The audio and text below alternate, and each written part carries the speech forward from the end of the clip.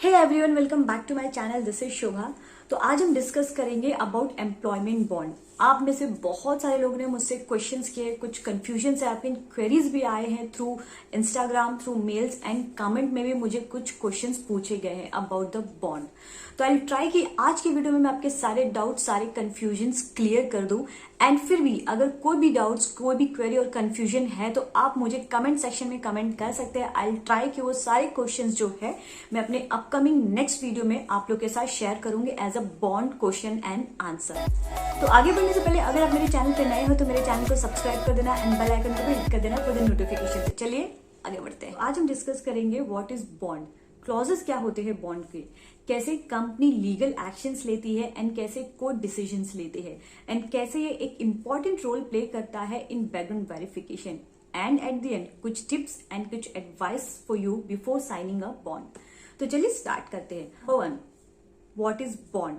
Bond is a set of terms and condition और rules. आप as a legal word में इसे clauses कह सकते हैं and according to that clauses आपको कंपनी के साथ काम करना है।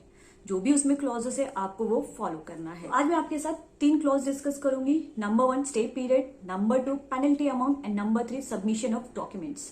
Number 1 stay period. Stay period में कंपनी ये कहती है कि आपको कंपनी के साथ 2 या 3 साल तक काम करना है। लेट्स एन एग्जांपल, कंपनी ने कहा है कि आपको 3 इयर्स तक कंपनी के साथ काम करना है एंड 3 इयर्स तक आप उस कंपनी से रिजाइन नहीं कर सकते।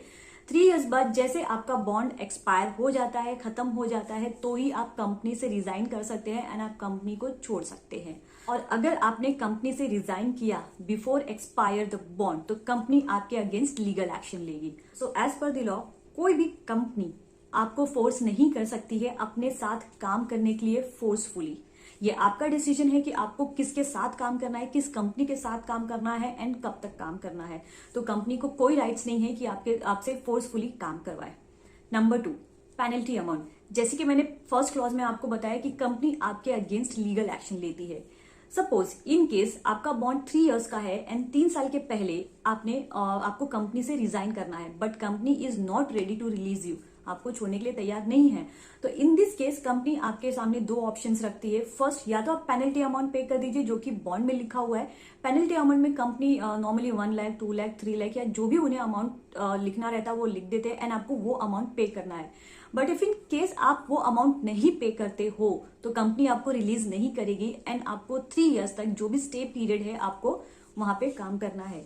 इफ इन केस अगर आप रेफ्यूज करते हो कि आपको स्टे पीरियड तक भी काम नहीं करना है and you are not ready to pay the penalty amount, so in this case company will take a legal action against you, against the employ.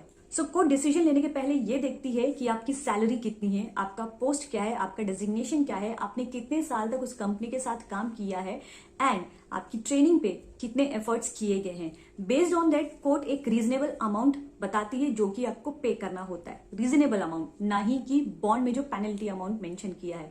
तो ये कोर्ट डिसाइड करेगा कि आपको पेनल्टी अमाउंट में कितना अमाउंट पे करना है, that is called as a reasonable amount. So number 3 submission of documents. बहुत सारी कंपनीज ऐसी भी है कि बिफोर ज्वाइनिंग आपसे कहती है कि आपको अपना एजुकेशनल डॉक्यूमेंट सबमिट करना है, ओरिजिनल एजुकेशनल डॉक्यूमेंट्स।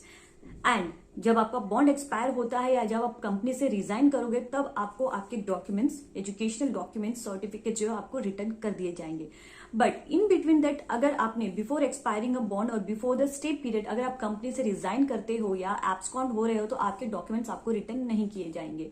तो एज पर द लॉ किसी भी कंपनी को कोई राइट्स नहीं है कि वो किसी भी कैंडिडेट या एम्प्लॉय का डॉक्यूमेंट्स अपने पास फोर्सफुली रखे।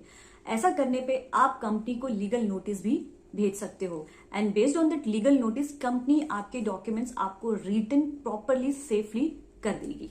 इस तरह से कंपनीज जो है लीगल एक्शन लेती है एंड कोर्ट भी डिसीजंस लेते हैं। बॉन्ड तभी लीगल होता है अगर बॉन्ड स्टैम्प पेपर पे है एंड नोटरी कराई गई है तो ही वो बॉन्ड को लीगल माना जाता है।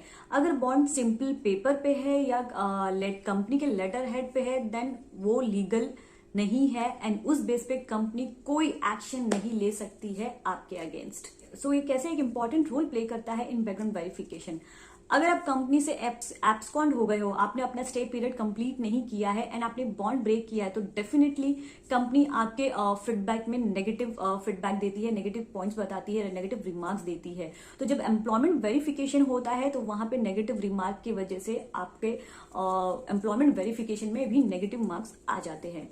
तो अगर आप प्रीवियस एम्प्लॉयमेंट डिटेल शेयर नहीं करते हो तो बैकग्राउंड वेरिफिकेशन नहीं होता है आपकी प्रीवियस कंपनी का एंड कोई नेगेटिव रिमार्क्स भी नहीं आते। सो एट द एंड टिप्स, ऐसी कंपनी ज्वाइन ही ना करें जहां पे आपको बॉन्ड साइन करना है। फिर भी किसी भी रीजन से अगर आप बॉन्ड साइन कर रहे हैं तो पहले आप बॉन्ड अच्छे से पढ़े, बॉन्ड्स में जो क्लॉजेस होते हैं आपको वो अच्छे से पढ़ना है। अगर पॉसिबल हो तो किसी प्रोफेशनल की हेल्प ले जो कि आपको बॉन्ड से रिलेटेड सारी चीजें बता सके, इवन उसमें कुछ लीगल वर्ड्स होते हैं वो भी आपको एक्सप्लेन कर सके। इसके बाद अगर आपको कोई भी क्वेरीज होती है रिलेटेड टू बॉन्ड तो मेक श्योर कि आप HR से मेल के थ्रू कम्युनिकेशन रखें एंड मेल के थ्रू भी क्लैरिफिकेशन लें, जिससे कि आपको फ्यूचर में कोई प्रॉब्लम्स नहीं होगी एंड इश्यूज फेस नहीं करने पड़ेंगे। इन केस अगर ऐसा सिचुएशन आ भी जाता है कि आपको बॉन्ड ब्रेक करना पड़ रहा है and company is not ready to release you and आपको एब्सकॉन्ड होने के अलावा कोई चॉइस नहीं होती है, तो सबसे फर्स्ट ऑफ ऑल आपको क्या करना है कि पहले आप अपने टीम मैनेजर से बात करें, टीम लीडर से बात करें। आप उन्हें बताएं कि the reason why are looking for to resign from the company. उसके बाद आप HR से बात करें, ट्राई करें कि ये सारे कम्युनिकेशंस आप मेल पे रखें एंड अगेन उन्हें कन्विंस करने की ट्राई करें। इतने सारे एफर्ट्स करने के बाद भी अगर टीम लीडर या कंपनी रेडी नहीं होती है आपको रिलीज करने के लिए, तो you have only one option, that is abscond. जब आप एब्सकॉन्ड होते हो तो भी आपके पास एक प्रॉपर वे होता है कि that you have tried yourself to go with the professional way, but professional way से आपको कंपनी ने रिलीज नहीं किया, so you have only one option कि आप एब्सकॉन्ड हो रहे हो।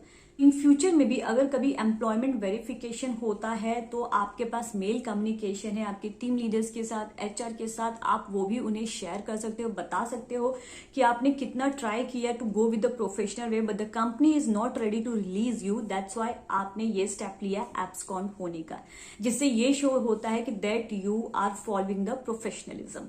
That is the best way. But इसका मतलब ये नहीं कि आपको एब्सकॉन्ड होना है, एब्सकॉन्ड का ऑप्शन एट द एंड रखे, but always go with the professional way. So I hope आपको समझ में आ गया होगा कि बॉन्ड क्या है एंड आपको कैसे इसे हैंडल करना है एंड बॉन्ड साइन करना चाहिए या नहीं चाहिए। So it's up to you, that is your decision. I hope आपको आज का वीडियो अच्छा लगा हो, आपकी क्वेरीज क्लियर हो गए होंगे, आपके कंफ्यूजन्स क्लियर हो गए होंगे। फिर भी कोई भी डाउट्स, कोई भी कंफ्यूजन है तो don't forget to mention in the comment section. तो मिलते हैं नेक्स्ट वीडियो में, टिल देन बाय बाय।